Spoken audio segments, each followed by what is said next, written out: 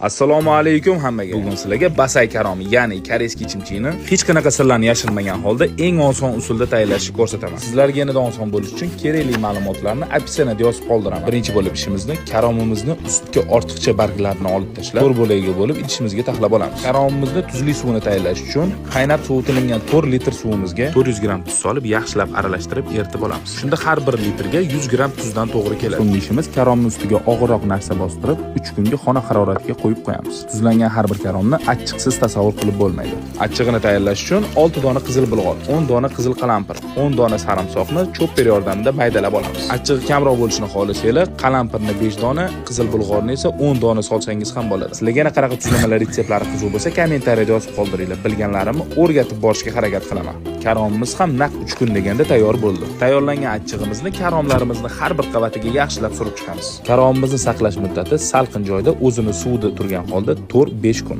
Do'stlar, video yoqqan bo'lsa, sizlar ham albatta oila davrasida tayyorlab ko'ringlar. Sizlar ham xuddi shunga o'xshab chiqsa, o'xshadi deb yozib yuborsanglar xursand bo'laman.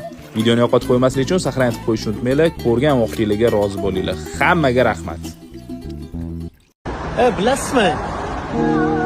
Shunchalik ham pulingiz ko'p bo'lishi mumkin, pulingiz press bo'lishi mumkin, milliard bo'lishi mumkin.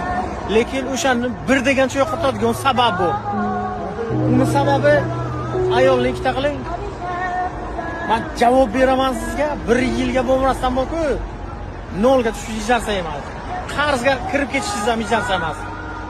O'sha mehrni uydagiga agar bersangiz, nabarod yana zo'r bo'lishi mumkin, lekin u hech kim bilmaydi, to'g'ri hech kim bilmasligi mumkin, lekin u ko'rib turib hammasini. 1 yilga bo'lmasdan kavushchangiz to'g'ri qilib qo'yadi o'zi. O'sha uchun aytibman-ku, yana bitta bor, kichkinasi bor, u yo'q deyishingiz mumkin. Ko'p gap bormaysiz, jo'rajon. Pullarni ayrilasiz, qarz olib bilasiz, tamom, o'ylab ko'ring.